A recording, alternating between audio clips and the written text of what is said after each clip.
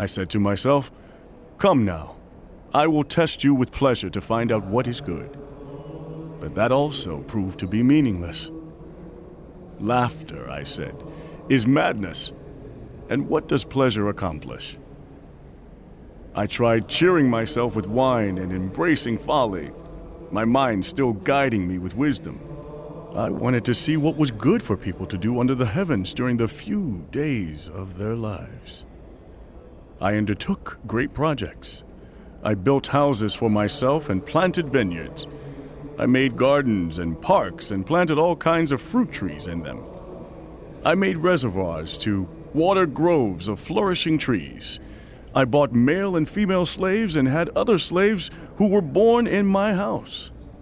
I also owned more herds and flocks than anyone in Jerusalem before me. I amassed silver and gold for myself, and the treasure of kings and provinces. I acquired male and female singers, and a harem as well, the delights of a man's heart. I became greater by far than anyone in Jerusalem before me. In all this, my wisdom stayed with me. I denied myself nothing my eyes desired. I refused my heart no pleasure. My heart took delight in all my labor, and this was the reward for all my toil. Yet, when I surveyed all that my hands had done and what I had toiled to achieve, everything was meaningless, a chasing after the wind. Nothing was gained under the sun. Then I turned my thoughts to consider wisdom, and also madness and folly. What more can the king's successor do than what has already been done? I saw that wisdom is better than folly, just as light is better than darkness. The wise have eyes in their heads, while the fool walks in the darkness. But I came to realize that the same fate overtakes them both. Then I said to myself, the fate of the fool will overtake me also. What then do I gain by being wise? I said to myself, this too is meaningless.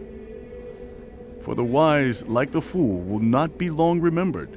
The days have already come when both have been forgotten. Like the fool, the wise too must die. So I hated life, because the work that is done under the sun was grievous to me. All of it is meaningless, a chasing after the wind. I hated all the things I had toiled for under the sun because I must leave them to the one who comes after me. And who knows whether that person will be wise or foolish. Yet they will have control over all the fruit of my toil into which I have poured my effort and skill under the sun. This too is meaningless.